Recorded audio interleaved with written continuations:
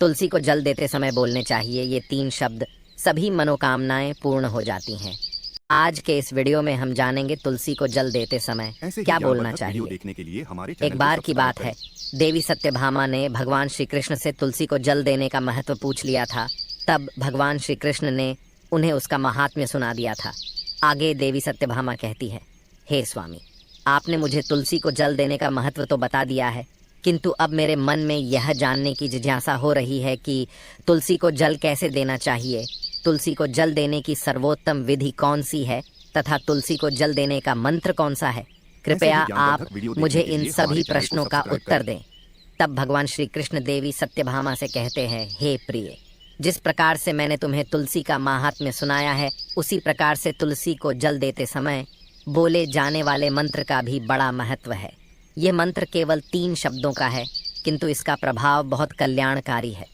जो भी मनुष्य नित्य तुलसी को जल देते समय अपने मुख से केवल ये 3 शब्द बोल देता है, तो साक्षात लक्ष्मी उसके घर में प्रवेश करती है, उसकी दरिद्रता समाप्त हो जाती है, उसे धन धान्य की प्राप्ति होती है। वह मंत्र बताने से पूर्व मैं आपको तुलसी के इस मंत्र का महात्म्य सुनाता हूँ। इस महात्म्य को सुन लेने मात्र से ही मनुष्य के समस्त पाप नष्ट हो जाते हैं। उसे 100 वर्षों तक तुलसी को जल देने का पुण्य प्राप्त हो जाता है। इसीलिए देवी, आप इस कथा को ध्यान से पूरा जरूर सुने। देवी सत्यभामा कहती है, हे प्रभु, मैं इस कथा को पूरा अवश्य सुनूंगी, आप मुझे तुलसी के मंत्र का महात्म्य सुनाइए।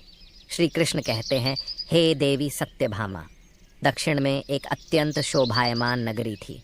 उस नगरी में सुशर्मा नाम का एक खोटी बुद्धि का ब्राह्मण रहता था। पापियों का तो वह शिरोमणि था। उसका जन्म एक ऐसे ब्राह्मण परिवार में हुआ था जो पाप कर्म करने वाले, शास्त्र ज्ञान से शून्य थे। वह जन्म से तो ब्राह्मण था, किंतु कर्म से वह अत्यंत दुराचारी था। वह न पूजा पाठ करता, न ध्यान करता, न जप, न होम और न ही अतिथियों का सत्कार करता था। उसके द्वार पर आए अतिथियों को बिना दान किए ही क्रूरतापूर्वक भगा देता था। स्त्री लंपट होने के कारण वह सदैव ही पराई स्त्रियों में आसक्त रहता था। उसे मदिरा पान करने की भी आदत थी, साथ ही वह मांस खाया करता था। वह दिन में खेत में काम करके पत्ते बेचकर जीविका चलाया करता था और रात्रि में वेश्याओं का सेवन करता था। इस प्रकार से उस ब्राह्मण ने अनेक वर्षों तक जीवन व्यतीत किया। फिर एक दिन वह दुर्बुद्धि सुशर्मा बेचने के लिए पत्ते इकट्ठा करने के लिए एक ऋषि की वाटिका में घूमने लगा और पत्ते तोड़ने लगा। तभी एक काल रूपधारी काले सर्प ने उस ब्राह्मण को काट लिया और उसी समय पर उसकी मृत्यु हो गई। उसके बाद 2 यम के दूत उसे लेने के लिए उस स्थान पर प्रकट हुए और उसे उठाकर यमलोक ले जाने लगे। मार्ग में वह यमदूतों के सामने बहुत विलाप करने लगा, हे दूतों, मुझे कहाँ ले जा रहे हो? मुझे छोड़ दो, मेरे प्राण बख्श दो।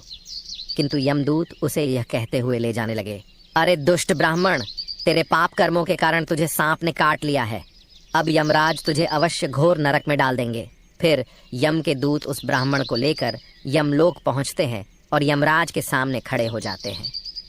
चित्रगुप्त उस ब्राह्मण का लेखा जोखा निकालते हैं और यमराज से कहते हैं, हे धर्मराज, इस ब्राह्मण ने बचपन से लेकर मृत्यु तक पाप ही पाप किया है, इसने कभी कोई पुण्य का काम नहीं किया है। फिर धर्मराज अपने दूतों से कहते हैं, हे दूतों, इस घोर पाप करने वाले ब्राह्मण को उठाकर ले जाओ और इसे नरक में डाल दो। फिर यम के दूत उस ब्राह्मण को ले जाते हैं और नरक की भयंकर अग्नि में धकेल देते हैं। अनेक वर्षों तक नरक में सजा भुगतने के बाद उस ब्राह्मण को दूसरे जन्म में एक बैल का शरीर मिलता है। बैल का जन्म पाकर वह बोझ उठाने का काम करने लगा। उसका मालिक उससे दिन रात काम करवाने लगा। फिर जब उस बैल की शक्ति कम हुई तो उसके मालिक ने उसे एक लंगड़े आदमी को बेच दिया।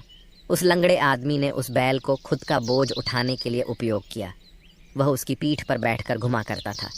इस प्रकार से उस बैल ने 8 वर्ष तक उस लंगड़े आदमी का बोझ उठाया। फिर एक दिन वह लंगड़ा आदमी उस बैल की पीठ पर बैठकर किसी ऊंचे पर्वत पर जाने लगता है। उस पर्वत पर बहुत देर तक चढ़ने के कारण वह बैल बहुत थक गया। उसकी शक्ति क्षीण हो गई और कुछ समय बाद वह बैल बहुत जोर से मूर्छित होकर जमीन पर गिर पड़ा और अंतिम सांसें लेने लगा। तभी वहां पर खड़े लोगों को उस बैल पर बड़ी दया आ गई और वे उसके मुख में पानी डालने लगे। फिर उन लोगों में एक पुण्यात्मा व्यक्ति था। उसने उस बैल का कल्याण करने के लिए अपना पुण्य उस बैल को दे दिया। उसे देखकर अन्य लोगों ने भी अपना अपना पुण्य याद करके कुछ पुण्य उस बैल को दे दिया ताकि उसे मुक्ति मिल सके। उसी भीड़ में एक वेश्या भी खड़ी हुई थी। सभी लोग अपना पुण्य उस बैल को दे रहे थे। यह देखकर उस वेश्या ने भी अपना पुण्य उस बैल को दे दिया। कुछ देर बाद उस बैल की मृत्यु हो जाती है। फिर उस स्थान पर यमदूत आते हैं और उस बैल के शरीर से उस ब्राह्मण की आत्मा को निकालकर यमलोक ले जाते हैं। यमलोक ले जाने पर उसे यमराज के सामने खड़ा किया जाता है और फिर चित्रगुप्त उसका लेखा जोखा देखते हैं तो वे आश्चर्य में पड़ जाते हैं। उस वेश्या के द्वारा उस बैल को दिया हुआ पुण्य बहुत बड़ा होता है। उस पुण्य के प्रभाव से उसके सभी जन्मों के पाप नष्ट हो जाते हैं। फिर यमराज उस ब्राह्मण के सभी पाप क्षमा करते हैं और कहते हैं, हे ब्राह्मण, उस वेश्या ने तुझे अपना पुण्य देकर तुझ पर बड़ा उपकार किया है। केवल उसी के पुण्य के कारण तुम्हारे सब जन्मों के पाप नष्ट हो गए हैं और यमराज उसे फिर से मनुष्य जन्म प्रदान करते हैं। इस बार वह पृथ्वी पर आकर एक उत्तम ब्राह्मण कुल में जन्म लेता है। उस महापुण्य के प्रभाव से उसे इस नए जन्म में अपने पूर्व जन्म की बातें याद आने लगती है।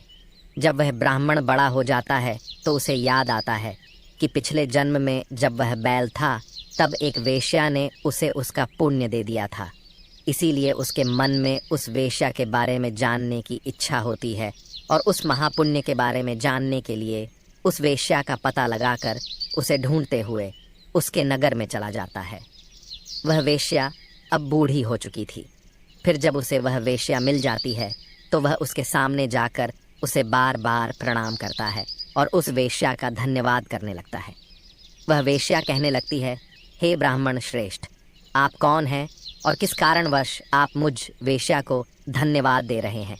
मैंने आपका कौन सा कार्य किया है जो आप मुझे नमस्कार कर रहे हैं? तब वह ब्राह्मण कहता है, हे माता, मैं वही बैल हूँ जिसे तुमने अपना पुण्य दे डाला था। अपने पाप कर्मों के कारण मुझे पिछले जन्म में बैल होना पड़ा था। उस पर्वत पर जब मैं मर रहा था तो तुमने मुझे अपना पुण्य दिया था। तुम्हारे पुण्य के प्रभाव से ही आज मुझे फिर से मनुष्य जन्म मिला है। तुम्हारे द्वारा दिए गए उसी पुण्य के कारण मुझे अपने पूर्व जन्म की सारी बातें याद है। किंतु हे माता, मैं आज यहाँ पर यह जानने के लिए आया हूँ कि तुमने मुझे उस समय पर अपना कौन सा पुण्य दिया था जिस कारण से मेरे सभी जन्मों के पाप नष्ट हो चुके हैं। मैं उस पुण्य के बारे में जानना चाहता हूँ। तब वेश्या ने कहा, हे ब्राह्मण श्रेष्ठ, मैंने तो अपने जीवन में कोई पुण्य के काम नहीं किए हैं, किंतु मेरे घर में एक तोता है जो पिंजरे में रहकर हमेशा कुछ बोलता रहता है, जिसे सुनकर मेरा अंतकरण पवित्र हो गया है। उसी तोते के द्वारा बोले गए मंत्र का पुण्य मैंने तुम्हें दान में दिया था। फिर वह वेश्या और वह ब्राह्मण उस तोते के पास जाते हैं और उसे पूछने लगते हैं, हे शुक, तुम कौन सा मंत्र बोलते रहते हो जिससे हमारे जीवन का उद्धार हुआ है? यह मंत्र तुम्हें किसने सिखाया और इस मंत्र का क्या अर्थ होता है? तब उस तोते ने अपने पूर्व जन्म का वृतांत सुनाना आरंभ किया। वह तोता कहने लगा, हे ब्राह्मण श्रेष्ठ, पिछले जन्म में मैं एक ब्राह्मण था।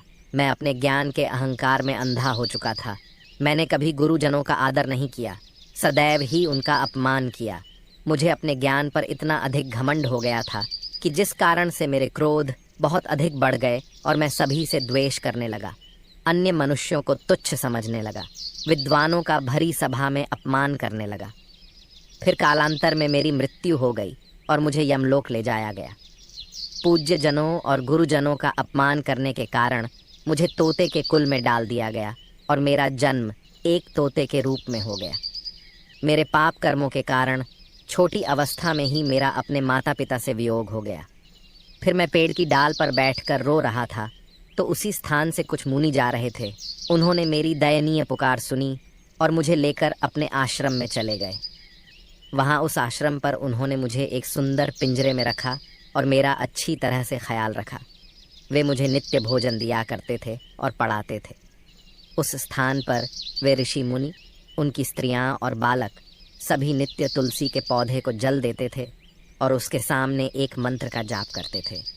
उन्हीं के मुख बार बार उस मंत्र को सुनकर मैंने उसे रट लिया और तभी से मैं उस मंत्र को जान गया हूँ और वही मंत्र मैं दिन रात बोलता हूँ। उस मंत्र के प्रभाव से मेरी कभी मृत्यु नहीं हुई और मेरी आयु 100 वर्ष की हो गई और मैं इतने वर्षों तक जीवित रहा। इसी बीच एक रात को एक चोर उस स्थान पर आ गया और उसने मुझे वहाँ से चुरा लिया और फिर इस वेश्या ने मुझे उस चोर से खरीद लिया। इस वेश्या के घर पर आने के बाद भी मैं उस मंत्र को बोलता रहता था, जिसे सुनकर इस वेश्या का मन भी पवित्र हो गया और इसने वेश्या का काम छोड़कर भगवान विष्णु की भक्ति करने लगी। उसी मंत्र के प्रभाव से मेरे पूर्व जन्मों के सभी पाप नष्ट हो गए और उसी मंत्र के प्रभाव से इस वेश्या का भी अंतकरण पवित्र हो गया। हे ब्राह्मण देवता, उसी मंत्र के पुण्य से आप भी पाप मुक्त हो गए हैं। इस प्रकार से तोते ने उस ब्राह्मण को और उस वेश्या को सारा वृतांत सुना दिया, जिसे सुनकर वह ब्राह्मण और वेश्या दोनों ही अत्यंत प्रसन्न हुए और फिर वे दोनों ही नित्य तुलसी को जल देकर उस मंत्र का जाप करने लगे। फिर वह तोता, वेश्या और वह ब्राह्मण तीनों उस मंत्र के प्रभाव से दिव्य विमानों में बैठकर विष्णु लोक को चले गए। श्री कृष्ण कहते हैं, हे देवी सत्यभामा, देखा आपने, केवल तुलसी के इस मंत्र के प्रभाव से उस तोते के, उस वेश्या के और उस ब्राह्मण के सभी पाप नष्ट हो गए हैं। इसीलिए प्रत्येक मनुष्य को रोज तुलसी को जल देते समय इस एक मंत्र का उच्चारण अवश्य करना चाहिए। हे देवी, वह मंत्र इस प्रकार है, इसे तुम ध्यान से सुनो। ओम वृंदावन्ये स्वाहा, ओम वृंदावन्ये स्वाहा। श्री कृष्ण कहते हैं कि जो भी स्त्री नित्य तुलसी के समक्ष इस मंत्र का उच्चारण करेगी वह सौभाग्यशाली बनेगी। जो भी पुरुष तुलसी के सामने इस मंत्र का उच्चारण करेगा उसे अक्षय धन की प्राप्ति होगी। जिस घर के सामने नित्य तुलसी की पूजा की जाएगी उस घर में साक्षात लक्ष्मी का वास होगा। तुलसी का यह मंत्र मंत्रराज कल्पतरु है। ये समस्त फलों को प्रदान करने वाला है।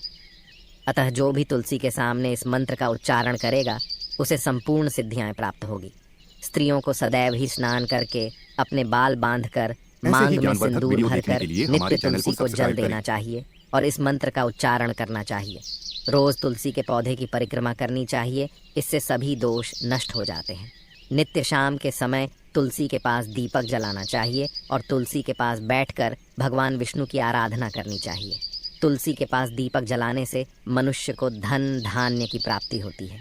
हजारों अमृत के घड़ों से नहलाने पर भी श्री हरि को उतनी तृप्ति नहीं होती जितनी वे मनुष्यों के द्वारा तुलसी का एक पत्ता चढ़ाने से प्राप्त करते हैं। 10,000 गाय के दान से मानव जो फल प्राप्त करता है वही फल तुलसी पत्र के दान से पा लेता है। जो मृत्यु के समय अपने मुख में तुलसी पत्र का जल पा जाता है वह संपूर्ण पापों से मुक्त होकर श्री कृष्ण के धाम जाता है।